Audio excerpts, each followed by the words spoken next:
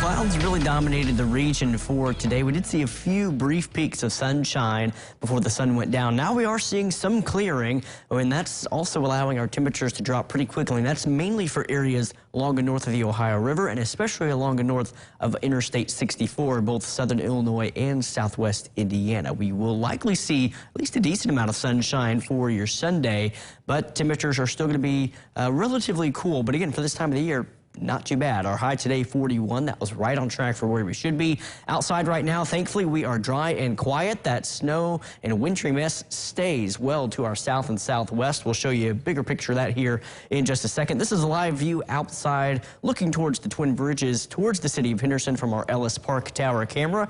A quiet but somewhat chilly night on the way. Temperature-wise, we're not too bad, typical for this time of the year, but it's the wind that's creating a little bit of a bite to the ear with those temperatures falling into the 20s. Here's the view from the city of Henderson, the US 41 strip there with the lights in Henderson shining bright from our Heads Construction Tower camera. And finally, downtown Evansville from the Ohio riverfront there, which is also on its way down. Another part of some good news here across the tri-state. That's the view from our Superior Ag Tower camera. And again, temperatures right now in Evansville at their coldest point all day long, and we could still bottom out into the, we will bottom out in the mid-20s, but we still have about an hour and a half to go, a little over an hour and a half to go before midnight to possibly continue to reach our lowest point all day. 29, that's the temperature at the airport. Also 29 degrees in Santa Claus and some upper 20s north of I-64, Jasper 28, as is Princeton, Vincennes, Lagodi both at 27. Over in Illinois, Fairfield coming in at 28 degrees, Carmire at 30, and still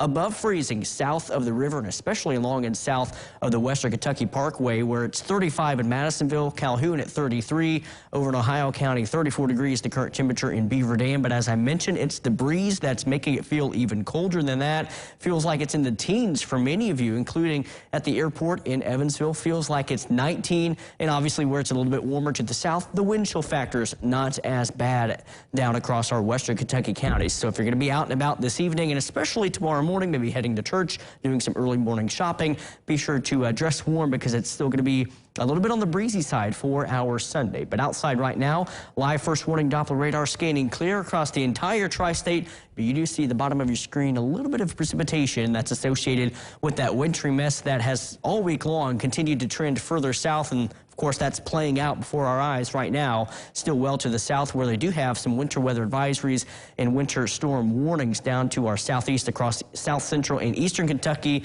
and most of central and eastern Tennessee as well. That precipitation is going to really stay south of the tri-state, and I think well south of the Western Kentucky Parkway, but that is the better chance to maybe see some remnant flurry activity through tonight and tomorrow morning. No accumulation for our viewing area, but a much different story down to the south and southwest. Right now, some pretty heavy snow across most of Arkansas, including the Little Rock area. A chilly rain across Tennessee and portions of the deep south. But as you get closer to Nashville and points to the north and east, tonight, tomorrow morning, that's going to transition to snow. And again, that's where the impacts will be, and that's where the impacts are going to stay. As we take a look at an updated look at our future tracker, that's going to show quiet conditions for really the next several days. Maybe a few of us seeing some flurries, no impacts again, but Sunday night, Monday morning could see that trend to some flurry activity. Future tracker also pretty optimistic to see a good amount of sunshine for tomorrow. If that's the case, we could see several more locations dip into the upper 40s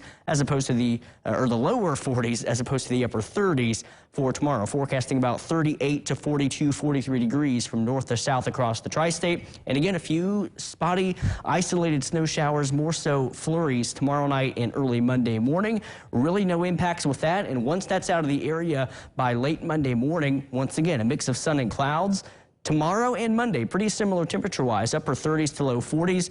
Tuesday, though, that's the day you want to take advantage of because big changes on the way late next week. For the rest of tonight, though, mid-20s for that overnight low, 25 to 30s where we'll shape up by daybreak tomorrow morning.